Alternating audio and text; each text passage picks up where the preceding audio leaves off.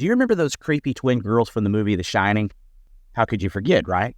What is it about the thought of children having strange psychic abilities that completely terrifies us? It's like the meme about how beautiful the sound a baby makes when they are cooing or talking throughout the house. Except it's the middle of the night and you live alone and you don't have a baby. Well, today we have a few stories about children that apparently possess some psychic abilities. I'd like for you to keep an open mind, but remember not to be so open that your brains fall out. Let's get right into it. Welcome to the Lore Chronicles. The year is 2005. Tammy and Aaron Glover cradle their newborn son, Orion, in their arms. He coos softly, clutching a tiny finger with a surprisingly strong grip. "Looks like another Indigo," Aaron whispers, a hint of awe in his voice. Their journey with Indigo Children began with their eldest, Angelina. By 2, she was a tiny polyglot, flitting between Spanish and French with ease. Dreams seemed to hold no secrets for her, premonitions peppering their nights. Empathy radiated from her like sunshine, a stark contrast to the playful chaos of younger siblings. The Glovers believed their 4 children, Angelina, Sorel, Mylea, and Orion, belonged to a special group, the Indigos, named for the supposed blue aura surrounding them. These children are said to be gifted, deeply spiritual, and even psychic. Some, like Angelina, claim to converse with angels and spirits. Sorel, lost in thought while munching on an apple, ponders its entire life cycle, leaving his mother speechless. Mylea, a splitting image of Tammy's late mother, according to the Glovers, possesses memories from a life she never lived. The idea of Indigo Children is met with skepticism. Doctors see potential diagnosis like autism or ADHD, but the Glovers refuse to see their children as anything but extraordinary. They believe the children's rebellious nature and sensitivity are not disorders, but signs of a deeper connection to the world. Maybe in another family, they'd be medicated, Aaron ponders. We're not here to convince anyone, just to share our story. Look at the conviction in their eyes. There's something different here. Angelina, the eldest, echoes the sentiment. We see things others don't, she declares. But more importantly, we have a message. We are all Indigo. Open your heart, forgive, and you too can know God. The Glover family stands united, a beacon in a sea of doubt. Are their children Indigo anomalies or something more? Only time and perhaps a little forgiveness will tell. For the past quarter century, China has been quietly nurturing a generation of super psychics. This phenomenon, eerily mirroring the rise of Indigos elsewhere, has reached a fever pitch, according to researcher Nancy Ann Tapp. In their groundbreaking book, China's Super Psychics, authors Paul Dong and Thomas Raphael delved into a world where millions of dollars are poured into researching EHF, or extra-human function, in children. Schools and research centers dedicated to the pursuit have sprung up across the nation. By 1997, a staggering 100,000 children had been identified with these abilities. The current numbers remain shrouded in secrecy, but one thing is clear. The phenomenon is snowballing. Prepare to have your minds bent by the feats these children are capable of. One technique, dubbed psychic writing, involves blindfolded children conjuring written words onto blank paper, sealed within a pencil case. A young girl named Zhao Qiong from Shanghai first showcased this ability in 1981, paving the way for further research. This led to the selection of 5 children with exceptional EHF for intensive training at Yunnan Wenshan Teachers College. Here's where things get truly astounding. These blindfolded children can seemingly see with other parts of their body. Ears, noses, mouths, even tongues and armpits. These weren't one-off flukes. The tests were flawless and meticulously monitored to prevent cheating. American New Age magazine Omni became so intrigued they sent representatives to witness these demonstrations firsthand. There's even a link to it on the FBI webpage. Imagine this. A random book is ripped open, a page torn out and crumpled into a tight ball. This ball is then tucked into a child's armpit. Unbelievably, the child proceeds to read the crumpled page flawlessly. Not only Omni, but also Zhu Yi, editor of the prestigious science journal Shanghai Nature magazine, were present to witness this phenomenon. The displays didn't stop there. In a public auditorium packed with 1,000 people, each holding a rosebud, a 6-year-old girl took center stage. With a mere gesture, the rosebud seemingly blossomed open in unison, transforming into vibrant blooms before the astonished crowd's eyes. Another child possessed the ability to manipulate objects. They'd snatch a sealed bottle from a shelf, place it on a table, and within moments, pills would mysteriously pass through the glass and settle on the surface. In some instances, the child would then place another object like a coin on the table and watch it inexplicably travel back into the now sealed bottle. These are just a taste of the extraordinary feats chronicled in China's super psychics. Let's talk about Ethan Edmondson and Kendall McCarrick. Both children were 11 years old when they went public with their stories of psychic abilities in 2022. These are two different children living two different lives and have similar experiences. In the interview, Ethan claims to have clairvoyance, healing, and according to him, he just knows things. Then you have Kendall, who claims she's a medium, empath. She does felt sensing, remote viewing, and psychometry. Their claims are bold and very interesting. They each speak with confidence and have a high degree of intelligent communication. Their abilities are a little different, but the one thing they both have in common is their mother's doting on their abilities. In the interview that I watched, you could see the little boy Ethan want to look at his mother as if to ask, "What were the abilities you said I have again, Mom?" But we'll get into that later. Let's look at the last story. Me. I grew up with a grandmother that practiced witchcraft. And yes, I'm a Christian. Not only am I a Christian, but I actually went to Bible college. But I grew up in a family that would go to psychics and witches and try to get their fortunes told and things like that. That's very, very important to keep in mind the story I'm about to tell you. Now, as children, my brother and I, we had different experiences that some might call supernatural. They are very interesting, and some of them still haunt me to this day when I think about it. One such story, we moved into the country in a small town in a southern state in the United States. Now, we had lived in the country before, but this was country. It was very secluded. There weren't many houses around. There was a lot of woods and a lot of farmland and things like that. I remember my brother and I used to play around a big hill that was on our property. And one day as we were playing, I was looking into we had an open shed, and I could see the silhouette of a man. Now, that was startling because there was no man there at the time. My father was at work. He was the only man that lived in the house. It was my mother, my father, my brother, and I.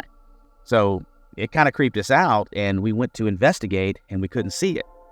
And I remember telling my brother what the man looked like. So a little weird, but it could definitely be the active imagination of a child going wild, right? Fast forward a couple of weeks.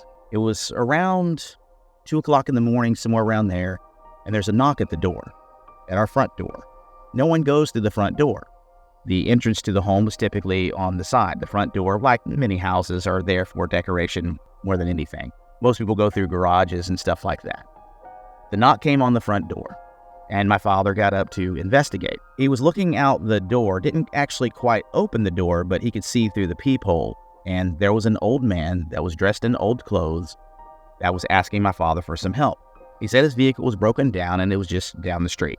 Now, my father was a mechanic and certainly knew how to fix vehicles, but there was just something about this guy that my dad just didn't want to open up the door. The guy was beckoning my father to come out a lot. According to my mother, she was standing right beside him, and he really wanted my dad to come out. But my dad said, "You know what, I can help you in a couple hours. Let me go ahead." And he gave some reason why he couldn't do it, but basically he just didn't do it. And it was really weird because, I grew up in a family that helps people out, but my dad just didn't want to help that guy for whatever reason. And so they didn't. My mom and dad went back to bed, and that was pretty much that. They got up the next morning and they shared with us, my brother and I, what had happened. And the next part was very interesting because I started asking questions about the man. Was he a white old man that had this, and this? And as I described the man, my father and mother were just freaked out because I exactly described him and told them that that's the same man that I saw in our shed just a couple of weeks ago. My brother and I went to investigate, and he wasn't there. So pretty creepy, and there are other stories that are like that. But again, I want you to remember how I grew up. That'll be important in just a few moments. So, I'm not suggesting these stories are real or not, but I'd like to take a look at some facts here. But before I do, I want to make it clear that I truly believe there are sections of our brains and consciousness that are not understood. I believe in the science that states that we as humans only use a certain portion of our brain's potential. I also believe the same thing about our bodies, by the way. Especially when you see temporary feats of strength like your average everyday grandma being able to lift the side of a car off of her child that's been pinned down. Now, you have some documented cases like that all over, and most of those stories are anecdotal, but there's been some interesting debate on the topic, and I'm all for it. I have no problem believing that we have much more potential that can be unlocked. However, I'll let the cat out of the bag. I'm typically skeptical of psychics. You have your charlatans on the street corners and mediums that are just scam artists. I know my family used to go to them and pay big money to be told things they already knew or things so vague that they could be easily interpreted as a possibility. But it was done with such salesmanship that they were more than eager to believe the farce. And I really don't mean to be harsh here, but I've seen good people that were gullible or lonely be scammed out of their life savings so they could have even the slightest possibility of communicating with dead loved ones. But again, I say I am open-minded to the study of such phenomena. Like many, I want it to be true. It sounds pretty cool, but much of it that we see is easily debunked. And I don't want this channel to be a debunking channel, but I'm just stating my thoughts. So let's look at the commonality of my story along with the other children. What's the common denominator? Their family and environment. It all boils down to adults that encourage and promote the concept of psychic abilities to their children. Children will believe what you tell them. They are very malleable. I once had my nephews believe I could fly and that I was actually a part-time superhero. I didn't know how much they actually believed that, but I was just goofing around with them until they were in their late 20s and told me that they really believed it. I was mortified. I was just joking with them and thought they could tell. Apparently, I was wrong. They said it wasn't until they were teenagers that they realized that I was just messing with them. Yikes, lesson learned. All right, so let's look at the other reasons children may believe in their own psychic abilities. I think firstly, we need to look at the developing understanding of the world. They are just beginning this whole process of learning what life is about. They have limited cause and effect reasoning. Younger children are still developing their ability to understand complex relationships between events. They might experience a coincidence, guessing what you're having for dinner by accident, and interpret it as a psychic premonition, not a lucky guess. They also focus on internal experiences. Children tend to be more focused on their own thoughts and feelings than adults. They might have a hunch about something and not understand where it came from, leading them to believe it's a psychic message. Then there's animism. Young children often believe that inanimate objects have emotions and intentions, similar to living things.